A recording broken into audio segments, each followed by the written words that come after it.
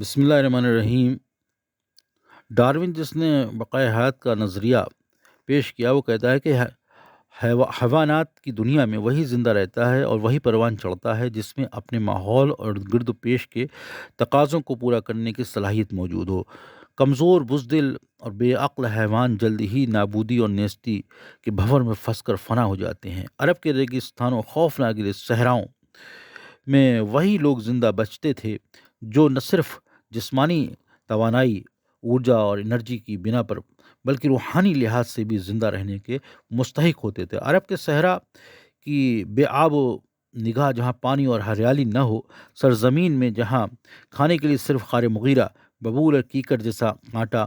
اور صحرائی جانور ہی ملتے تھے، زندگی بسر کرنے کی پہلی شرط یہ تھی کہ ہر شخص جسمانی مضبوطی اور روحانی پائیداری رکھتا ہو اور اپنے قبیلے اور طائفے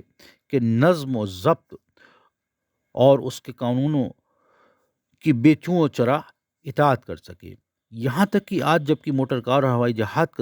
جہاز کا زمانہ ہے، کوئی بھی شخص عرب کے بیابان صحرا میں اکیلے بسر نہیں کر سکتا، کیونکہ بھوک اور پیاس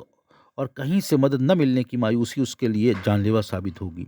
لیکن اگر وہ شخص کسی صحرائی علاقے میں اپنی زندگی بسر کرے تو اور اس قبیلے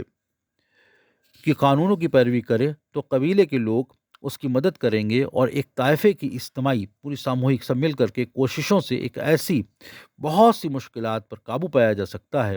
جن سے انفرادی طور پر نمٹنا بہت مشکل ہوتا ہے۔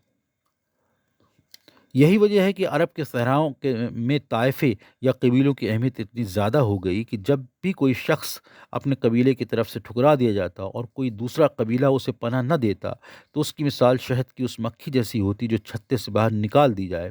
اور یوں اس کے نیست و نابود ہونے میں کوئی شک نہیں رہتا۔ لیکن ایک صحرا نشین قبیلے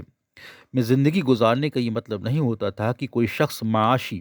لحاظ سے خوشحال ہو جائے اور اسے مشکلات کا سامنا نہ کرنا پڑے۔ ایک بدوی عرب کے لیے بھوک اور پیاس کو برداشت کرنا کچھ اس طرح اس کی زندگی اور عادت میں شامل ہو جاتا تھا کہ گویا بھوکا اور پیاسا رہنا اس کی فطرت کا حصہ ہو۔ قدیم زمانے کے تمام عرب مرد اور عورتیں اپنے لباس کے نیچے کمر بند ایک بیلٹ کا استعمال کرتے تھے، جسے وہ مضبوطی کے ساتھ اپنے پیٹ پر باندھ دیتے تاکہ اس کے دباؤ کی وجہ سے انہیں بھوک کا احساس نہ ہو۔ لیکن اگر کبھی کبھار کمر بند بھی بھوک کے احساس کو مٹانے میں کارگر ثابت نہ ہوتا تو کمر بند اور پیٹ کے درمیان ایک پتھر بھی رکھ لیتے تھے تاکہ پتھر کا بوجھ اپنے پیٹ کو محسوس کرتے ہوئے اپنے آپ کو یہ فریب دے سکیں اور یہ تصور کریں کہ ان کا پیٹ بھرا ہوا ہے۔